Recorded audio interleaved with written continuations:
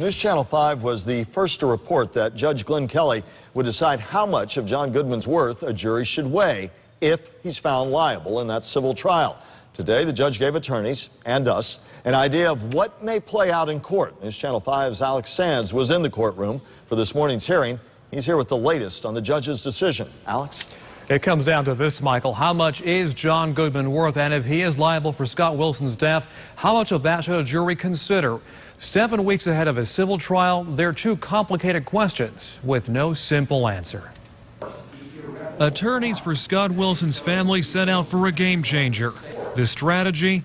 Ask a judge to stop the sale of John Goodman's property in Texas, freeze its assets, get the okay to appraise the Wellington Polo Club Goodman founded.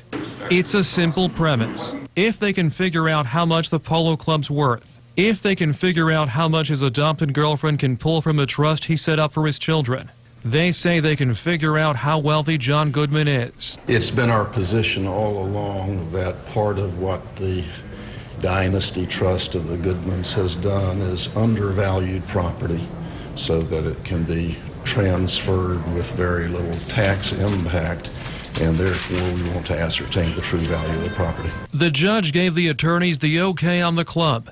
He couldn't, though, stop the sale of the property in Texas. Why does it matter?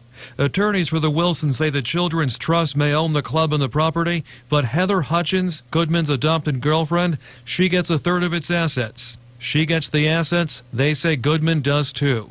That, they say, is fair game. Heather Hutchins has a 1/3 interest of the trust assets, and we'll be able to present that to the jury during the punitive phase. So the value of those properties are important and relevant to the issue. I said it before, I'll say it again.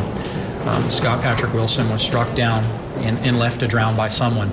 We contend that someone is John Goodman. This Sunday marks the 2-year anniversary of Scott Wilson's death. John Goodman, who was not at this morning's hearing, he heads to court to face both those criminal charges and civil suit in just a few weeks. This morning, his attorneys had no comment on that hearing. Alex Sands, WPTV News Channel 5.